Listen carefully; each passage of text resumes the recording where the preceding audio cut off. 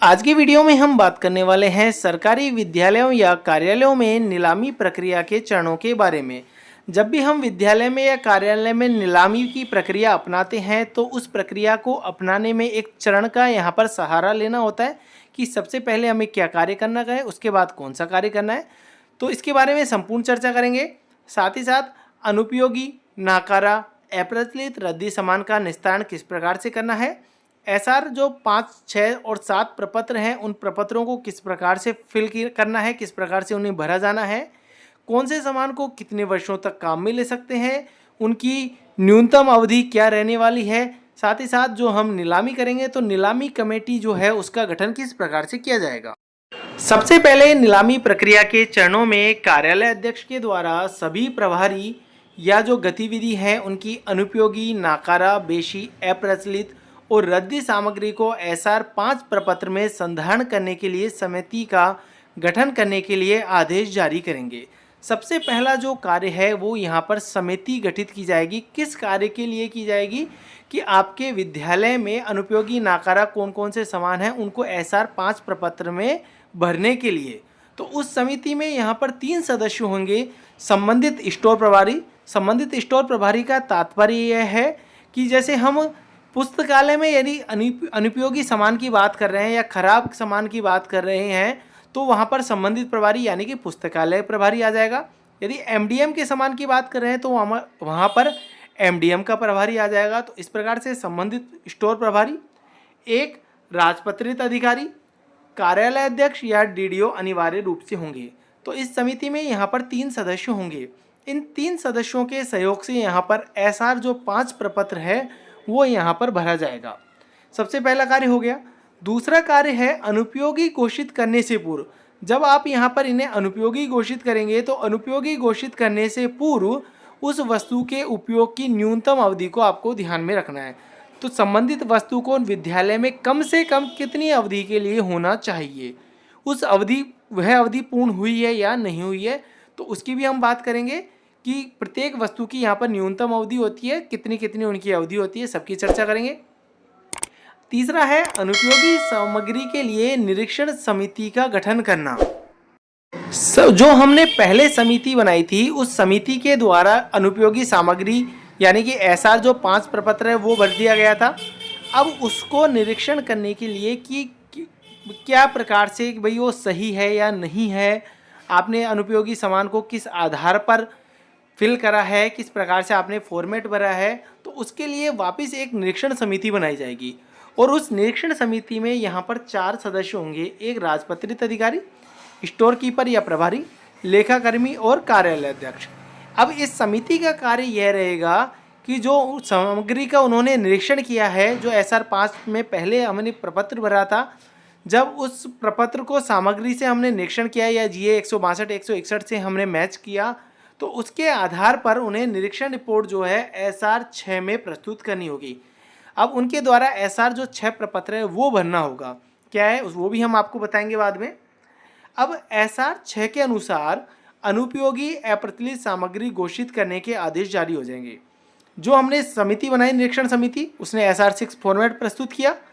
Format प्रस्तुत करने के बाद में जो उन्होंने प्रस्तुत किया उसके आधार पर अनुपयोगी घोषित करने के यहाँ पर आदेश जारी हो जाएंगे। अब उसके बाद में यहाँ पर नीलामी कमेटी का गठन होगा। तीसरी कमेटी का अब यहाँ पर हमारे गठन हो रहा है। उसके अंतर्गत कार्यालय विभाग का लेखाकर्मी होगा, एक राजपत्रित अधिकारी होगा, संबंधित प्रभारी स्टोर कीपर होंगे, कोषाधिकारी या उपकोषाधिकारी का प्रतिनिधि लेखाकर्मी होगा, कार्यालय अध्यक्ष और डीडीओ सम्मिलित होंगे। तो यहाँ पर 5 जो है यहाँ पर इस समिति में सदस्य शामिल होंगे। 5,000 रुपये तक, 5,000 नहीं है, यहाँ पर 50,000 आने चाहिए कि 50,000 रुपये तक अनुपयोगी सामान होने पर स्थानीय कबाड़ियों को पत्रों के द्वारा सूचित करना तथा कार्यालय व अन्य सार्वजनिक स्थान पर निस्तारण या नीलामी के लिए नोटिस प्रदर्शित करना, जिसमें 7 दिन की अवधि दी जाएगी। तो 50,000 रुपये तक की यदि कोई अनुपयोगी सामान है तो वहाँ पर स्थानीय कबाड़ियों के द्वारा ही ये कार्य हो जाएगा। अब यदि 50,000 से 2.5 लाख रुपये तक की अनुपयोगी सामग्री होने पर तो स्थानीय समाचार पत्र एवं SPPP पोर्टल पर विज्ञप्ति जारी की जाए और 10 दिन की नोटिस अवधि दी जाए। निस्तारण नीलामी के लिए आरक्षित मूल्य वस्तुओं का निरीक्षण करने वाली समिति के द्वारा निश्चित किया जाएगा।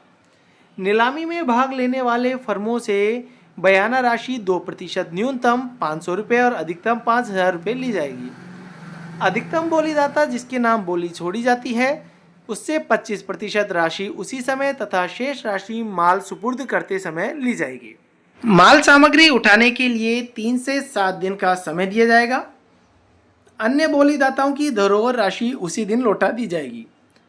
नीलामी राशि का नियत वस्तु एवं सेवा कर जीएसटी बोलीदाता द्वारा चालान से जमा करवाया जाकर चालान की एक प्रति प्राप्त की जाएगी और नीलामी से प्राप्त राशि अगले दिन चालान द्वारा राजकोष में निर्धारित बजट मद आमद में जमा करवा दी जाएगी। नीलामी के बाद विक्रय लेखा पत्र SR 7 में तैयार किया जाएगा। जब नीलामी हो जाएगी उसके बाद में SR 7 जो प्रपत्र है वो तैयार किया जाएगा। यहाँ पर भी आपको नीलामी प्रक्रिया के चरण दिए गए हैं, उन्हीं को सरलीकृत रूप में करके आपको हमने पूर्व में टाइप करके बता दिया था। इसमें भी हम देख लेते हैं स्पीड में कि SR 5 सबसे पहले तैयार किया जाएगा। SR 5 में नाकारा अनुपयोगी सामान की सूची तैयार की जाएगी।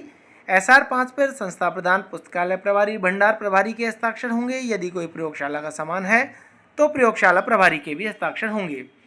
उसके बाद में निरीक्षण सर्वेक्षण समिति का गठन किया जाएगा। 10 लाख रुपए तक के पुस्तक मूल्य के लिए समिति के जो सदस्य हैं संस्था प्रधान, कनिष्ठ लेखाकार, सहायक लेखाधिकारी, विषय विशेषज्ञ सामान की प्रकृति के अनुसार होंगे। यदि कंप्यूटर से संबंधित सामग्री की नीलामी की जानी है तो ऐसी स्थिति में सूचना प्रौद्योगिकी विभाग का प्रतिनिधि शामिल किया जाएगा और SR 5 में अंकित सामान के निरीक्षण के बाद में उक्त समिति अपनी रिपोर्ट SR 6 में प्रस्तुत करेगी, जो कि हम पूर्व में चर्चा कर चुके हैं।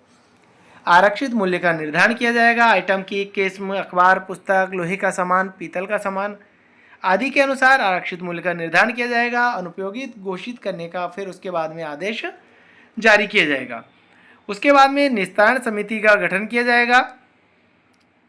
उसके बाद में नीलामी का प्रचार किया जाएगा, जिसके अंतर्गत पुस्तक मूल्य 50,000 तक है तो समस्त क्षेत्रीय और खंडीय मुख्यालय GST रजिस्टर्ड बोलीदाता होंगे। 50,000 से 2.5 लाख होने की स्थिति पर दिवस 10 दिन मिलेंगे और यदि 2.5 लाख से अधिक है तो उसकी स्थिति में अलग होंगे। बयाना अमानत राशि यहाँ पर 500 रुपये और 50,000 रुपये की है। पुस्तक मूल्य का 2% निर्धारित किया गया है। विक्रय का कार्य होने के बाद में यानी कि नीलामी होने के बाद में SR 7 जो प्रपत्र है उसका संधारण किया जाएगा। अब इसके बाद में हम बात करते हैं कि न्यूनतम अवधि के लिए कि कौन सी वस्तु को कम से कम कितनी वर्षों में यहाँ पर आपको काम लेना होगा। तो यह जो प्रपत्र है आपको टेलीग्राम चैनल पर भी दिया गया है, वहाँ पर जाकर आप इसे डाउनलोड कर सकते हैं। यदि हम देखें तो यहाँ पर आप देखेंगे पलंग लोहे का जो है कम से कम यहाँ पर 15 साल होने चाहिए। 15 साल से पहले आप उसको निस्तारित नहीं कर सकते। टी ट्रे आयरन है, एस्ट्रेट्रीन है, घाट स्टैंड लोहे का, साइन बोर्ड तसला लोहे का, घड़ा लोहे का, फोटोग्राफ, तस्वीर कुछ इस प्रकार से यहाँ पर इनके वस्तुओं के नाम के आगे उपयोग में लेने के लिए न्यूनतम अवधि यहाँ पर वर्षों में आपको दी गई है। तो आप इसका एक बार या तो स्क्रीनशॉट ले लें या फिर डायरेक्ट PDF डाउनलोड कर सकते हैं। इसी प्रकार से यहाँ पर और नीचे दी गई हैं मेज़, रैक, अलमारी, कुर्सी, स्टूल, बेंच, सोफ़ा सेट, बिजली की घंटी, ट्यूबलाइट, दरी। यहाँ पर इस प्रकार से यहाँ पर सभी वस्तुओं की यहाँ पर न्यूनतम अवधि कुछ इस प्रकार से दी गई है। अब हम प्रपत्र पर आ जाते हैं कि सबसे पहले जो हमें SR 5 प्रपत्र फिल करना होता है, भरना होता है, इसमें किस प्रकार से इसे भरना है। तो देखिए सबसे पहले SR 5 ये अलग अलग वस्तुओं के अलग अलग है। सबसे पहले हम यहाँ पर निःशुल्क पाठ्य पुस्तक का देख रहे हैं। तो निःशुल्क पाठ्य पुस्तक में सबसे पहले आपको यहाँ पर सामग्री लिखनी है, पुस्तक लिखनी है, कौन सी पुस्तक है, स्टॉक रजिस्टर की कौन से पृष्ठ संख्या पर वह अंकित है, उस सामान का विवरण देना है, क्रय करने का वर्ष कि कौन से वर्ष में आपके पास में वह प्राप्त हुई है, वह पाठ्य पुस्तक प्राप्त हुई है, उसका अनुमानित मूल्य आपको यहाँ पर कुछ भी नहीं लिखना है, क्रय मूल्य ब्लैंक छोड़ देना है क्योंकि पाठ्य पुस्तक का आपको अनुमानित मूल्य नहीं पता है। किन परिस्थितियों में अनुपयोगी अप्रचलित हुआ है, तो काम में लेने के कारण हुआ है, अध्ययन करने के कारण हुआ है, वर्तमान स्थिति उनकी अनुपयोगी है जब भी आप उन्हें निस्तारित कर रहे हैं, अनुमानित राशि आपको पता नहीं है इसलिए आप खाली छोड़ सकते हैं। सामान के निस्तारण के लिए समिति के सुझाव, समिति क्या सुझाव देती है वो आपको लिखने हैं। इस प्रकार निःशुल्क पाठ्य पुस्तक का है, उसी प्रकार से वाचनालय और पुस्तकालय का हो जाएगा। उसके लेकिन अंतर यह है कि वाचनालय पुस्तकालय में आपको वहाँ पर उस पुस्तक का मूल्य पता होता है कि उस पुस्तक पर मूल्य लिखा होता है कि उसका क्रय मूल्य कितना है, उसका वहाँ पर जो प्रिंट रेट होती है वो आपको लिख देना है। परीक्षा भंडार भी कुछ इस प्रकार से आपको भरने हैं। साइंस में यानी कि जो साइंस किट आपको जो प्राप्त हुई है तो साइंस किट की आपको डिटेल यहाँ पर फिल करनी है। उसके बाद में कार्यालयों में और कौन कौन से सामान है, अदर सामान जैसे ताले हो सकते हैं और कोई सामान हो, मेज स्टूल जो है आपके कार्यालय में आ जाएंगी। खेल के सामान आपको यहाँ पर भरना है, कौन से वर्ष में खरीदे, सारी डिटेल आपके पास में खेल की होती है तो खेल की सारी डिटेल आपको फिल करनी है। पोषाहार बारदाना, पोषाहार बारदाना में कौन कौन शामिल होता है, जो आपके पोषाहार में गेहूं चावल जिसमें भर के आते हैं आपके, यानी कि प्लास्टिक के कट्टे हो गए, जूट के हो गए, तो उनके लिए यहाँ पर डिटेल होती है। तो क्रय मूल्य उनका कुछ होता नहीं है, तो क्रय करने का यानी कि जिस वर्ष आपको प्राप्त हुई है वो आप वर्ष भर सकते हैं यहाँ पर। उसके बाद में अनुपयोगी, अप्रचलित, बेशी, नाकारा सामान की नीलामी विवरण प्रपत्र, ये भी आपको बोलीदाता के लिए तो यहाँ पर आपको भर के आपको रखना है कि कौन कौन से रद्दी कागज कौन से हैं, प्लास्टिक, लोहे का सामान, जो भी पोषाहार बारदाने, ये आपको यहाँ पर भर के रखने हैं। बोली के समय ये काम प्रपत्र आता है। ये धरोहर राशि की एप्लीकेशन है, ये भी आपको टेलीग्राम चैनल पर अवेलेबल है, वहाँ पर से आप डाउनलोड कर सकते हैं। जब SR 5 आपका प्रपत्र भर लिया जाता है तो समिति के द्वारा SR 5 के आधार पर SR 6 को यहाँ पर भरा जाता है। अब यहाँ पर देखिए आप कागज़, परीक्षा की कॉपी, पुस्तक, अखबार, कागज़ के चार्ट, निःशुल्क पाठ्य पुस्तक का अलग है फॉर्म यहाँ पर। भौतिक सत्यापन, अनुपयोगी, नाकारा सामान, बेशी सामान के निस्तारण का प्रारूप, इसमें जलाकर जो नष्ट करने वाले सामान है, यानी कि जैसे आपकी दरी पट्टी हो जाती है, फर्श हो जाती है, वो यहाँ पर आ सकते हैं आपके। दूसरा है लोहे का सामान, लोहे के सामान का यहाँ पर आ जाएगा ऐसा है, इसका अलग फॉर्मेट है, देख सकते हैं आप इसको। स्टॉक रजिस्टर का पृष्ठ संख्या SR 5 में देखकर आप भरें यहाँ पर, उस सामान का विवरण वहीं से SR 5 के प्रपत्र में से देख लें। क्रय करने का वर्ष प्रपत्र 5 में है, अनुमानित मूल्य वहाँ पर है, क्रय कर, तो सारी डिटेल जो है SR 5 प्रपत्र में है, अंकित हैं। तो आप वहाँ से जाकर SR 6 को आप वहाँ से भर लें। वारदाने का अलग प्रपत्र है SR 6 में। यह जो प्रपत्र है वह नीलामी का है। सार्वजनिक नीलामी जब होगी, जैसे वाचनालय, पुस्तकालय में परीक्षा, निःशुल्क पाठ्य पुस्तक, विज्ञान कार्यालय का निस्तारण सार्वजनिक बोली के द्वारा किया। समस्त सामग्री जिसमें रद्दी कागज, पाठ्य पुस्तक, अखबार, कॉपियों को एक जगह रखा, जिसकी सरकारी बोली जितने भी रुपए रखी गई उसमें अधिकतम बोली इतने रुपए पर, जिसके नाम छूटी है नीलामी उसको नाम लिख के निवासी करके आपको यहाँ पर नीलामी समिति के हस्ताक्षर करते हुए यहाँ पर आपको प्रपत्र फिल करके रखना है। इसी प्रकार से यहाँ पर रद्दी की जो सरकारी बोली छूटती है वो आपको यहाँ पर रखना है। देन रद्दी नीलामी सूचना, यहाँ पर आपको सर्वसाधारण के लिए सूचना जो आपको करनी होती है वो आपको कुछ इस प्रकार से सूचना देनी होगी।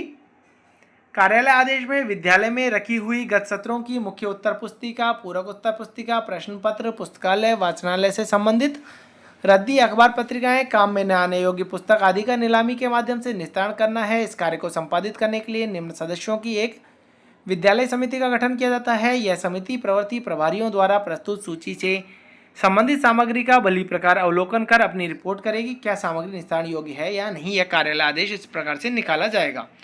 इस प्रकार से यहाँ पर समिति बनाई जाएगी।